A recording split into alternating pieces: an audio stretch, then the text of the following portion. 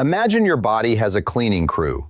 Every night when you stop eating, this crew gets to work, sweeping out damaged proteins, recycling broken down cellular parts, clearing the debris that accumulates from just being alive. This process is called autophagy. It's your body's internal anti-aging system, and science has confirmed it's one of the primary reasons intermittent fasting can slow biological aging. But here's the problem. Most people who practice intermittent fasting are unknowingly sabotaging this cleaning crew. They're doing things that look like fasting on the surface, skipping breakfast, shrinking their eating window. But underneath, they're making mistakes that don't just cancel the anti-aging benefits. They may actually be accelerating aging. A 2025 human study published in the Journal of Physiology is the first to demonstrate that intermittent time-restricted eating may increase autophagic flux, the actual rate of cellular cleanup in humans. This is groundbreaking because until now, most autophagy evidence came from animal studies. But the study also highlights that the way you fast matters enormously. Here are 5 mistakes that are quietly turning your fasting routine into an aging accelerator. Mistake number 1. You're breaking your fast wrong and killing autophagy in seconds. Autophagy doesn't have an on-off switch. It operates on a gradient. The longer your body stays in a fasted state, the deeper the cleaning goes. But the moment you eat, insulin rises, mTOR activates, and autophagy slams to a halt. Now here's where the mistake happens. Most people break their fast with exactly the wrong foods, a huge insulin spike. White bread, sugary smoothies, processed breakfast cereals, fruit juice. They pour the metabolic equivalent of gasoline onto their system after hours of careful, quiet cellular repair. Think of it like interrupting that cleaning crew mid-shift by dumping a truckload of garbage into the room they just cleaned. They didn't just stop working, their entire progress got reversed. Research shows that the post-fast meal determines how your body transitions out of autophagy. A sharp insulin spike doesn't just end the cleaning, it activates mTOR aggressively, which shifts the body into growth and storage mode. In moderation, mTOR is necessary, but slamming it with refined carbohydrates after a fast creates a whiplash effect between cellular cleanup and cellular stress that may actually promote aging rather than slow it. The science suggests breaking your fast with protein, healthy fats, and fiber-rich foods that produce a gradual, moderate insulin response. Eggs with vegetables, fish with avocado, a handful of nuts before a proper meal. This allows your body to transition gently out of the fasted state without destroying the repair work autophagy just completed. The irony? Many people fast for 16 hours, then undo the entire benefit in 15 minutes with the wrong first meal. Mistake number 2.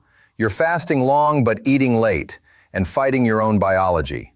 This is the mistake almost nobody talks about, and it might be the most damaging one on this list. Your body runs on a circadian clock. Insulin sensitivity, glucose tolerance, cortisol rhythms, melatonin secretion. All of these follow a roughly 24-hour cycle synchronized with light and darkness. And that clock has a clear preference. Your metabolism is most efficient in the morning and early afternoon, and it winds down as evening approaches.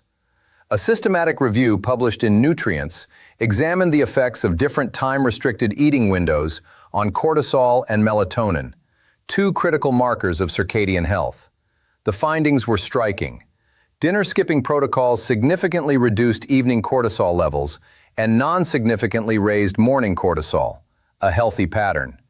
But breakfast-skipping protocols, the version most people actually do, blunted morning cortisol, indicating a dysfunctional HPA axis that may be associated with poor metabolic outcomes. Research in Cell reports has shown that meal timing directly alters peripheral circadian clocks in organs like the liver, shifting when genes for repair and metabolism turn on and off. When you eat late at night, you force these peripheral clocks out of sync with your central circadian clock in the brain.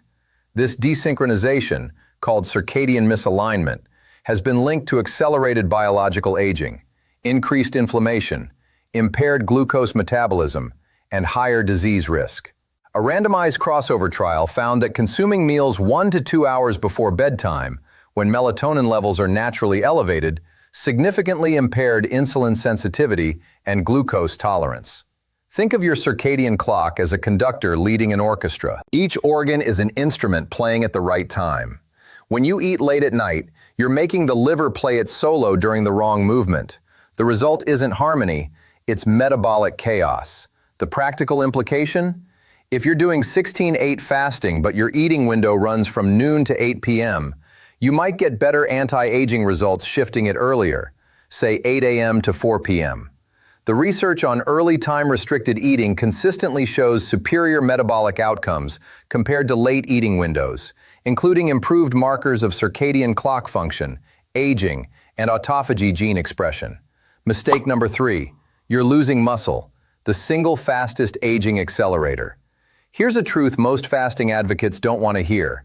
If your intermittent fasting protocol is causing you to lose muscle, you are not slowing aging. You are speeding it up. Sarcopenia, the age-related loss of muscle mass and strength, is one of the most reliable predictors of early death, disability, and accelerated biological aging in older adults. Muscle isn't just for aesthetics. It's your body's largest metabolic organ, your primary glucose sink, your skeletal protector, and your functional independence as you age. A 2021 review in Frontiers in Nutrition raised a critical concern. Muscle protein is constantly turning over.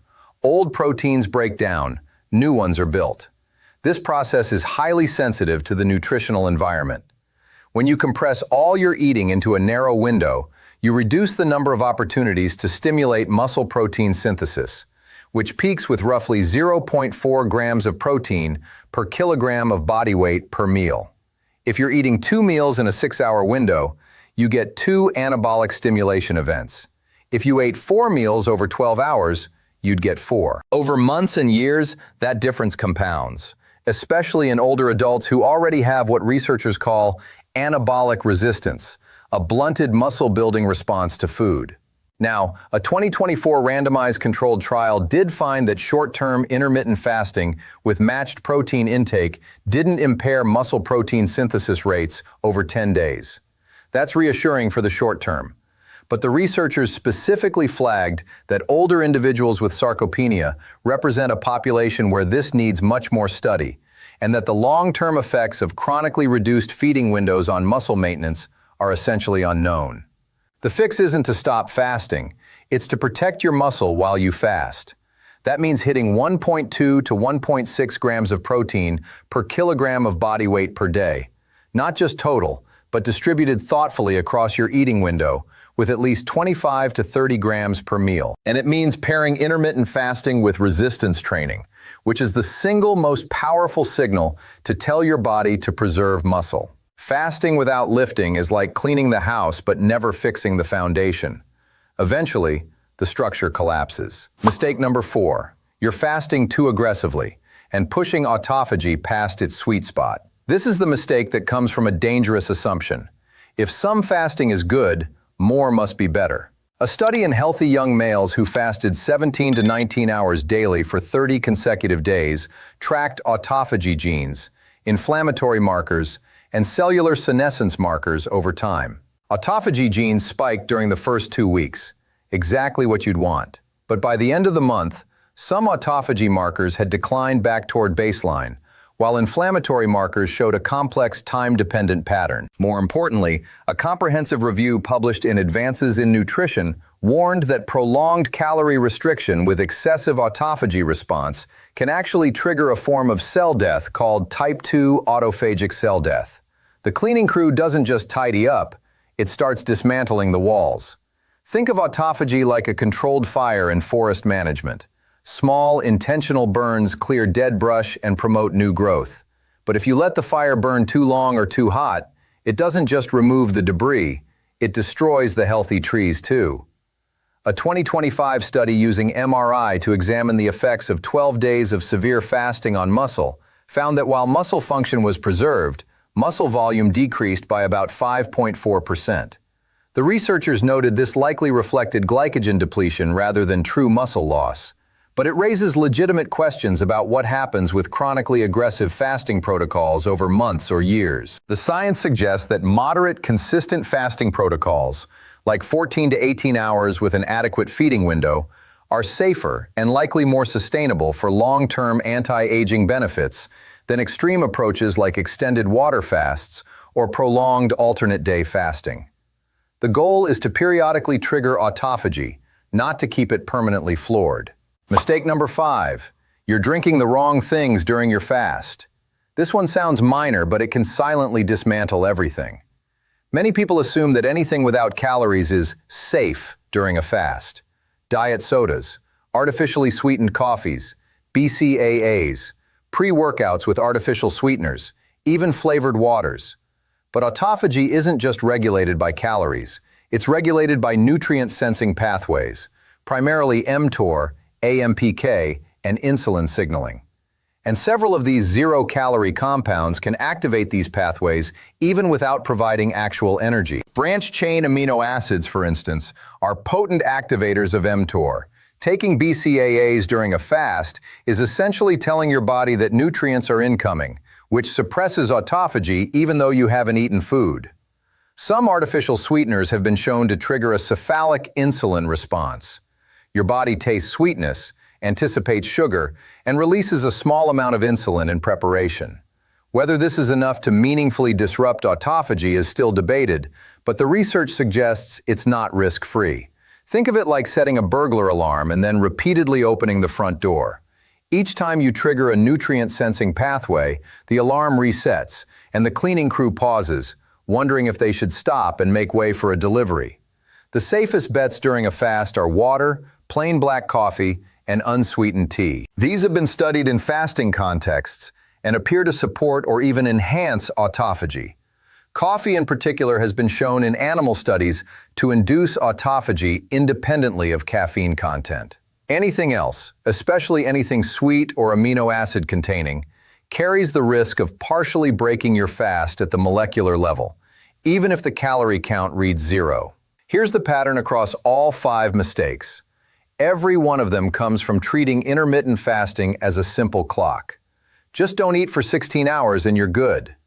But your body isn't a clock, it's a chemistry lab. What you eat when you break the fast matters. When during the day your eating window falls matters. Whether you're preserving muscle matters. How aggressively you fast matters. And what you consume during the fast matters. The research is clear. Intermittent fasting has genuine anti-aging potential. A 2025 human study demonstrated that time-restricted eating may increase autophagic flux, a primary hallmark of biological aging. But that potential is fragile. It's easily destroyed by the wrong execution. The people who will age the slowest aren't the ones who fast the longest. They're the ones who fast the smartest. If this video changed how you think about fasting, like, subscribe, and share it with someone who needs to hear this. Your future self will thank you.